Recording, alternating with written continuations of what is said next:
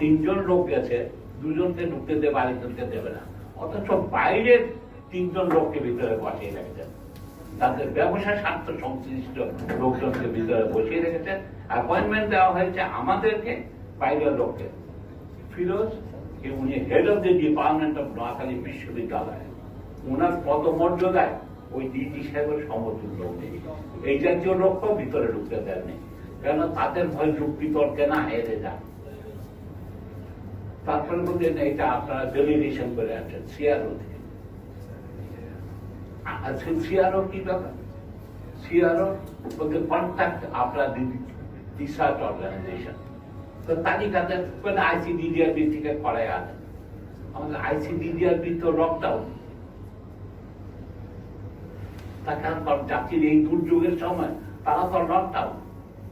তাকে এত বড় প্রতিষ্ঠান বাংলাদেশ, আমাদের বঙ্গবন্ধু, তাদেরকে দিয়ে দেন, বা আরবি প্যাথোলজি ল্যাবরেটরিকে দেন, অর্থাৎ আইডিআই আছে, যারা ফাংশনাল আছে তারা। ওখানে পয়সা দিতে হবে, ওখানে কি কত লাগবে খরচ সেটা জানি না, ওনারা বাজেট দেবেন। দেখেন, ব্যবসা আপনাদেরকে বুঝতে হবে কিভাবে তারা ব্যবসায়িক স্বার্থকেই করছে। তবু আইসিডিআরবি তো একটা আছে, তার অন্তকে একটা প্রতিষ্ঠান আছে, একটা গবেষণাগার আছে। আর সিআরও কারা আছে, দু চারটা নাম বলে চাইলে বুঝতে পারবেন তারা কিভাবে ব্যবসায়িক প্রতিষ্ঠানকে সঙ্গে রেখেছেন, তার লেনদেনের সুবিধা হয়। একটা Beximco consulting firm, Beximco pharmaceutical consulting firm, eminence consulting firm, laboratory কিছু নেই। একটা অফিসের মধ্যে একজন লোক আছে যে টাকা পয়সা লেনদেন ঠিক করে তারপরে ভাগ বাটোয়ারা করে। এইরকম ভাবে বিভিন্ন জনকে নিয়ে তারা করে। এখন এটা কি করে জাতির এই দুর্যোগের সময় এই কিট, যেখানে একটা যুগান্তরকারী, আপনারা জানেন এই কিট সম্পর্কে যারা এত প্রশ্ন করছে, আজকে সকালে আমাকে ইরান থেকে তার মিনিস্টার জানিয়েছেন তারা কত কিট ব্যবহার করছে আমাদের তা জানেন। প্রত্যেক দিন 10 লাখ এভরি ডে ইরান সরকার প্রডিউস করে। সেটা আপনি পরীক্ষা করেন। ইরান তো সেই আপনারা জানেন ইরান আমেরিকার সাথে পাল্লা দিয়ে চলে। সেখানে এখন ইনাদেরকে কর্তৃপক্ষ ওনারা জমা দেবেন না, আমরা গিয়েছিলাম, তারা জমা নেন নাই, বলতে সিআরও দিয়ে আসেন। সিআরও তো বন্ধ হয় না, তারা আইসিডিআরবি লোককে ভিতরে এনে বসিয়ে রেখেছিলেন। তারা যখন আমরা বললাম আপনার তো লকডাউন, পত্রিকায় দেখেছি, তা ঠিক আছে আপনারা করে দেবেন, দেন, আমাদের আপত্তি নেই। যে কোনো ইন্ডিপেন্ডেন্ট ব্যক্তি এটা পরীক্ষা করে দেখুন, তারা এটা আমরা বাজেট দেব, বাজেট দেন, তো বুঝতে থাকেন। এখন ওনারা বাজেট তৈরি করবেন, দেবেন, লেনদেন ঠিক হবে, তারপরে ওনারা রিপোর্ট। আর কি করবেন ওনারা? ওনাদের অবশ্য আইসিডিআরবির পরীক্ষাগার আছে, বাকি কারো তো পরীক্ষাগারও নেই। কি আমরা বলেছি আইসিডিআরবির বলতে ইমিনেন্সকে দিয়ে দেবেন, কত টাকা লাগবে, আর টাকা পয়সা নেবে না, বেশি দেবে না, এই কম নিয়ম। এই জাতীয় যেখানে জনগণের স্বার্থের বিপক্ষে তারা যে কাজগুলি করছে, এটা অত্যন্ত অনৈতিক। আমার মতো অনৈতিক। এইভাবে দেশের ক্ষতি করছে। তারা পাবলিক ইন্টারেস্টের চেয়ে প্রাইভেট ইন্টারেস্টকে বেশি করে দেখছে। এই কারণেই আজকে আপনাদেরকে আমরা দেখেছি এই তথ্যকে জনসাধারণের কাছে প্রকাশ করার জন্য। তারপরে এটা তো আপনারা, আমরাই যদি যাই, সে তো আমার কাছ থেকে পয়সা নিলে সে আমার স্বার্থটাই দেখবে, সে ইন্ডিপেন্ডেন্ট তো হবে না, সে তো নিরপেক্ষ হবে না। এটা তো হওয়া উচিত। আমি তো এটা তৈরি করেছি, এটা ভালোকে মন্দ দেখার দরকার, যে যার সাথে আমার সম্পর্কটাই, তো সেটা তো তারাই ঠিক করা উচিত। এটা ওনাদেরকে বুঝাতে পারিনি, ওনাদেরকে আমরা বুঝাতে পারিনি। লোকদের আপনার সিআর, তো সিআরও নাম বিএসএমই করে দেন, যারা যারা তো পয়সা লাগবে না, কিছু না, যারা জনস্বার্থে কাজ করে না, আমরা লিখতে পারবো না। তাহলে কোথায় যাবো? বলেন, আপনারাই আমাদেরকে বলেন, আমরা কি করতে আছে আমাদেরকে? জাতিকে তারা, এরা সরকারকে পতনের, এরা জনগণকে ক্ষিপ্ত করাচ্ছে, জনগণকে কি করে এটা অকারণে এমব্রাস করছে সরকারকে। এটা তো এই বাংলাদেশের একটা প্রতিষ্ঠান তৈরি করেছে ভালো মন্দ দেখার দায়িত্ব তারা দেখে এটাকে, আমরা মনে করি যে এটা কেন যে করছে আসলে সত্যি কথা বুঝি না। তাতে একটাই এক্সপ্লেনেশন হতে পারে যে সিআরওর মাধ্যমে হলে টাকা পয়সা লেনদেন করা যায়, সিআরও না হলে তো টাকা পয়সা লেনদেন করা। আমরা সরকারি যত রকম ফি আছে দিতে বাধ্য দেব, যে ফিতে বলবে সরকারি ভাবে থাকবে সেটা, কিন্তু ওষুধের তারা কি করে জনগণের স্বার্থ হানিকর কোনো কাজের কথা আমরা যুক্ত হতে রাজি নাই। আমরা আমাদের এই বিজ্ঞানীরা এটা বের করেছেন জনস্বার্থে। যত প্রতিদিন দেরি পানি হলো, প্রতিদিন কয়েক হাজার লোক ক্ষতিগ্রস্ত হচ্ছে। আজকে আমরা কলকারখানা খুলে দেওয়ার পরিকল্পনা নিয়েছি, যেটা হয়তো দেশের স্বার্থে প্রয়োজন। অপরপক্ষে যদি এটা পরীক্ষা না করা হয়, এটাতে বিপজ্জনক অবস্থায় যেতে পারে। এটার জন্য আমাদের এই কিটে একমাত্র সুরাহা। আজকে যে ইন্ডাস্ট্রি করবে তার গেটে দাঁড়িয়ে থাকতে পারি, সঙ্গে সঙ্গে 50-60 দিনের মধ্যে আমরা পরীক্ষা করে বলে দিতে পারবো সে এফেক্টে তার বডিতে অ্যান্টিবডি আছে কি নাই। তারপরে এটা জনস্বার্থে একটা কত বড় একটা সংগঠনকে আমাদের দুর্ভাগ্য, আমরা আমাদের ঔষধ প্রশাসনকে আমরা এটা বুঝাতে পারছি না। এটার গুরুত্বটা আমার বিদ্যুৎ বিভাগ বোঝা, দেশের বিদ্যুৎ আমরা জানি, কিন্তু একটা জনতার সাথে সাথে তারা উদ্গ্রীব হয়ে বলতেছে আমরা এটাকে প্রায়োরিটি দিয়ে আপনার এই কারখানা এইটাকে করছে। এটার নাম বলে ন্যাশনাল ইমার্জেন্সিকে উপলব্ধি করা। কেউ শুনেছেন শুক্রবারে কাস্টমসের লোক কাজ করে, এইটা কাজ করে ডিডি তাদের এনবিআর এর মেম্বার, তারপরে রাত্রি 10টা লোক খুঁজে বের করে, এখন তো লোক খুঁজে পাওয়া মুশকিল, আমাদের মালগুলি খালাস করে দিয়েছে। তো তার প্রতি আমি কৃতজ্ঞতা জানাবো না, কাকে কৃতজ্ঞতা জানাবো যে প্রতি পদে পদে আমার পায়ে শিকল দেওয়ার চেষ্টা করছেন, আর তাকে জানাবো যে ভদ্রলোক কিছুই বুঝেন না। উনাদের একটা সমস্যা হয়েছে কি এই ব্যাপারে, উনার না ইজ এ ফার্মাকোলজিস্ট, না ইজ এ ফার্মাসিস্ট, নর ইজ এ ক্লিনিশিয়ান। না একজন উনি হলেন অ্যাডমিনিস্ট্রেশনের ডাক্তার। আবার অ্যাডমিনিস্ট্রেশন, ডাক্তারি অ্যাডমিনিস্ট্রেশন এটা ঔষধ প্রশাসনের। এই কারণে উনাকে কেউ মিসলিড করছে। ভদ্রলোকের ভালো সজ্জন ব্যক্তি, অত খারাপ লোকটা না, একটু বুদ্ধিশুদ্ধি কম, কিন্তু আপনি সজ্জন ব্যক্তি, সজ্জন ব্যক্তি, তার ঘুষ টুস খাওয়ার অপবাদ নাই এসব কথা। কিন্তু যে না বোঝার ফলে অন্যের কথায়, যেমন উনি মিটিং করছেন আমাদের সাথে, এক সিআরও কে এনে বসিয়ে দিয়েছেন আর আরেক এজেন্টকে সামনে রেখেছেন যাতে সে কথা শুনতে পারে। এই যে ব্যাপারটা এখনো দেখেন, আমরা জানি না কি অবস্থায় যাব, আমরা কেউ জানি না। সত্যি কথা কি এখনো মাত্র এখন 140 জন। আসলে সত্যিকারের যদি টেস্ট হয়, যেমন ইরানের মন্ত্রী আমাকে বলছে আজকে সকালে, তারা প্রতি সপ্তাহে তারা 10 লাখ পিসিআর করে। এরপরও তাদের এনাফ হচ্ছে না, বলছে তারা প্রতিদিন এই কিটের কথা আমরা বলছি, এই জাতীয় কিট তৈরি করছে, প্রতিদিন 10 লাখ কিট তৈরি করে ব্যবহার করে। প্রত্যেকটা লোক একাধিক পাচ্ছে, সুলভ করে দিয়েছে এটাকে। আজকে আপনারা বলেন, আজকে আমি যদি একটা সিআরও করছেন, এই কন্ট্রাক্ট মানে ওনার ব্যবসায়িক এজেন্ট, তাকে যদি আমি 50 লাখ টাকা বা 10 লাখ টাকা দিই, এই 10 লাখ টাকা তো আমার পকেট থেকে দেবো না, আপনার পকেট কেটে দেবো। এইটাকে আমার লক্ষ্য, এটাকে 250 টাকা না, এটা কি করে 200 টাকায় করা যায়, আর ওনাদের লক্ষ্য এটা কি করে 500 টাকায় নেওয়া যাবে। ওনার দাম বাড়লে বাড়বে, ওনাদের এটা একটা উত্তর হতে পারে, জনগণের স্বার্থের দাম বাড়লে বাড়বে, আরো কমাইতে পারেন কিনা। সেই জন্য আপনাদের সাহায্য সহযোগিতা দরকার জনগণের জন্য, জনগণ যাতে তারা এটা বুঝতে পারেন। এটাকে আমার ধারণা এরা সরকারকে একটা শ্রেণী সরকারের বিরুদ্ধে কাজ করছে নানা রকম ভাবে। এটা তো একটা মেশিন হচ্ছে, এটাকে একটা দিন দেরিবানি, একটা দিন কয়েক লক্ষ টেস্ট কম হবে।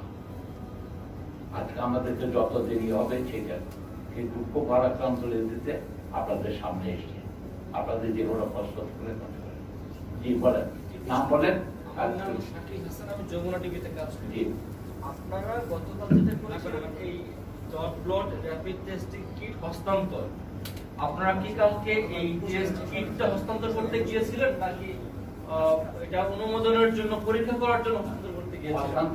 হস্তান্তর করা, পরীক্ষা করার জন্য হস্তান্তর। হস্তান্তর তো এটা তো বাজার, এটা যদি আজকে আমি বাজারে দিলে তাহলে আপনি পাবেন। এখন যখন আমার কাছে কিট আছে কিন্তু আমি আপনাদের কারো পরীক্ষা করতে পারবো না, কারণ আমি অথরাইজ হই নাই। তাই আমারটা আমাদের মধ্যে করতে হচ্ছে আপনাদের। কারণ আমাকে অন্তত 10টা কারখানা, একজন তার 60,000 কর্মী সে খুলতে চায়, সে বলছে ভাই আমাকে একটু খুলে দেন, আজকে না ভাই করতে পারবো না, কারণ আমার অনুমোদন নাই। তা কালকে আমরা যেটা চেয়েছিলাম এটাকে দ্রুত করার জন্য, শনিবার এটা আমরা জানি, শনিবার তার সূর্য সবকিছু জেনেও আমরা তার প্রতিটি মুহূর্ত ইম্পর্টেন্ট।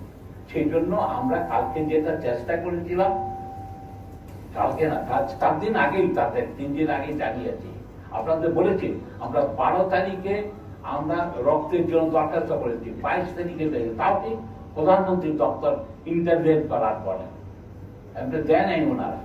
ফোন 25 বার করে, আমার মতো লোক একজনকে 25 বার ফোন করেছি, করার পর আমার ধৈর্যের খুব অভাব নাই, আমি বলছি করতে থাকি। তাহলে আমি দেখি তাহলে আর কি করা, যখন সারাদিনে গেল না প্রধানমন্ত্রীর অফিসে খাওয়া পাই কিনা দেখি। তারপরে ওনারা বলল আমরা 23 তারিখে রক্ত পেলাম। এখন এটা গুরুত্বটা বুঝতে পারছেন না। এটা যেমন ধরেন আজকে ওনারা মনোপূর্ণ যে আমি আমাদের পররাষ্ট্র মন্ত্রকের প্রশংসা করেছি, সেই জন্য ওনারা খুব মনোপূর্ণ। আর রাতের 12টার সময় যে মন্ত্রীদের ফোন ধরে, তারপর বলে যে আমি বলে দে, তার সেখানকার আমাদের অ্যাম্বাসেডার সাহেব, যেখানে বেজিং আর গঙ্গুর অনেক দূরত্ব, তার লোক পাঠিয়ে মালটাকে প্লেনে উঠিয়ে দিয়ে, তার জন্য এটা একটা ওনার লাভ হয়েছে না আমার, এটা দেশবাসীর লাভ। ওনারা উনি দূরত্বটা বলেছে, তো এর জন্য আমি কৃতজ্ঞতা জানাবো না। আজকে এনবিআর এর চেয়ারম্যান সাহেব কেন এটাই করেছেন, আমি শুল্কের ব্যাপারে পরে ফয়সালা করেন, এখন অন্তত ছাড়েন, ছাড়া কাজটা করতে দেন। আমরা পরিবেশানি নোট দিয়ে দিচ্ছি, আমার মতো লোককে 1 কোটি 2 কোটি টাকা দিয়ে বিশ্বাস করতেই পারে। আমি গণস্বাস্থ্যের পক্ষে এবং গণস্বাস্থ্যের পক্ষে দিচ্ছি, যা আপনার দেনা পাওনা হবে পরিশোধ করে দেবো।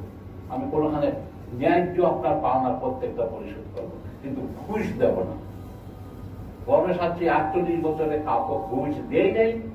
এইটা প্রোডাক্ট বাজারে আসুক চাই না আসুক, আমরা ঘুষ দেই নাই, দেব না। যাতে এই দুর্নীতির অংশীদার আমরা হব না, হইনি, হব না। এটা আন্দোলন করে যাব, আমাদের দুঃখ প্রকাশ করবো আপনাদের কাছে, কিন্তু এটাকে আপনাদের সবাইকে নিয়ে এই করা ছাড়া এইখানেই যে সেখানে আজকে যে জন্য গতকাল আমাদের ছিল যে যেটা আপনার উদ্যোগটা যেন অন্যদিকে চলে গেলাম, যে ছিল যে এইটা সবার সামনে, এটা এত বড় দেশের জন্য একটা গৌরবজনক, সবার সামনে এটা কে না একটা আনন্দ পেলাম আর কি। আপনারা যদি আমাদের একটা হাততালি দেন, এটা আনন্দ, এটা কি আপনি যে বলেন যে ভালো কাজ করেছেন, এটা আমরা তো অনুপ্রাণিত। এনারা কতক্ষণ কাজ করছে আপনারা চিন্তা করতে পারেন না, তাতে চিন্তা কখনো কাজ করতে বলে কাজটা কখনোই আছে ফোন বাইরে এইতে করে চেষ্টা কত দ্রুত করা যায়। এই জন্য তোমরা অন্য পয়সা পাবেন না, দেশবাসী আনন্দটা হলো আমরা দেশের একটা উপকার করেছি। সেই জন্য সবার সামনে ওই চিন্তাকে তাদের পরীক্ষার জন্য, পরীক্ষা করে সফল হলে অনুমোদন দেবে। আমরা কিন্তু একবারে বলেন আপনাকে এটা দেওয়ার, আপনারা এখানে এসছেন, এটার মানে কি যে আপনারা আমাকে সমর্থন দিয়েছেন না, আপনারা শুনতে এসছেন, আপনাদের মতবাদ আছে।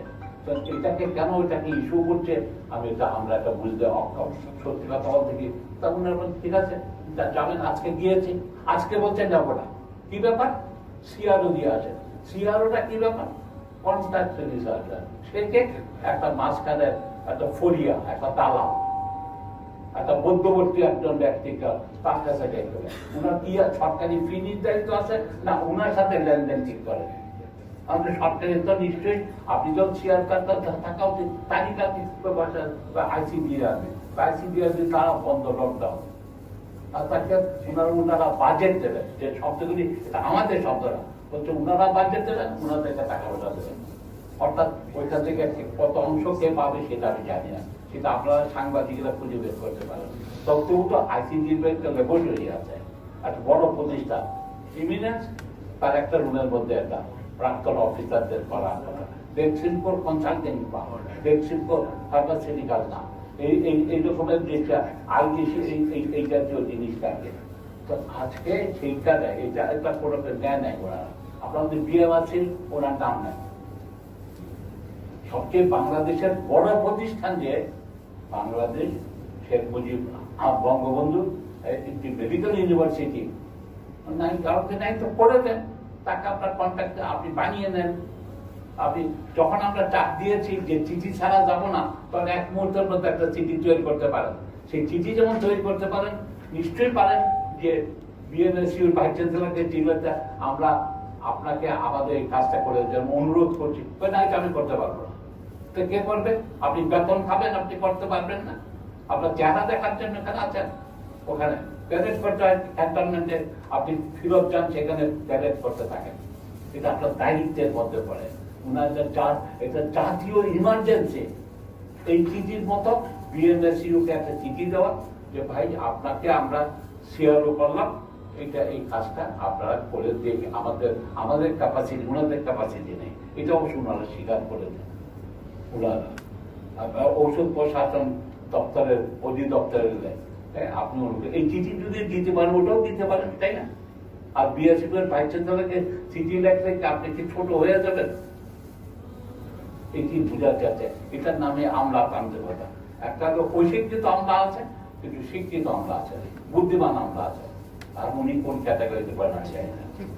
আমার একটা প্রশ্ন ছিল, আমি তাহসিনা, আমি ডিবিসি চ্যানেল থেকে আসছি। আমার প্রশ্ন হচ্ছে যে সঠিক প্রোটোকল মেনে আপনাদের কিট তৈরি করতে আসলে সমস্যা কোথায়, আর সঠিক প্রোটোকল ছাড়া তৈরি কিট সরকার দেবে কেন? আর দ্বিতীয় প্রশ্নটি হচ্ছে যে ওষুধ প্রশাসন আপনাদের গতকাল হস্তান্তর অনুষ্ঠানটি করতে কি নিষেধ করেছিল? বলা হচ্ছে যে আপনারা এই কিট তৈরি নিয়ে আপনারা রাজনীতি করছেন, আপনাদের বক্তব্য জানতে চাচ্ছিলাম। এটা দেখেন, এখানে প্রোটোকল মানে প্রোটোকল না মানলে তো ওষুধ করে কাজ হয় না।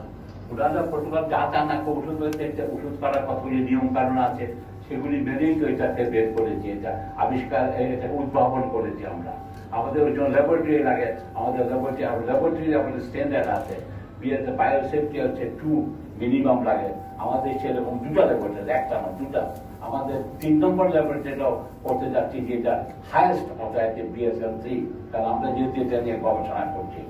এখানে এটাকে বাজারজাত করতে হলে, বাজারে জনগণ আপনার কাছে যেতে হলে সরকারের অনুমোদন লাগবে।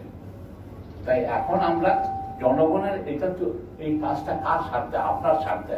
আজকে এটা যাতে জনগণের কাজে লাগে, তাই সেই জন্যই আমরা যেটা তৈরি করা জিনিসটাকে ওনাকে দিতে চেয়েছি, যাতে উনি পরীক্ষা করাতে পারেন।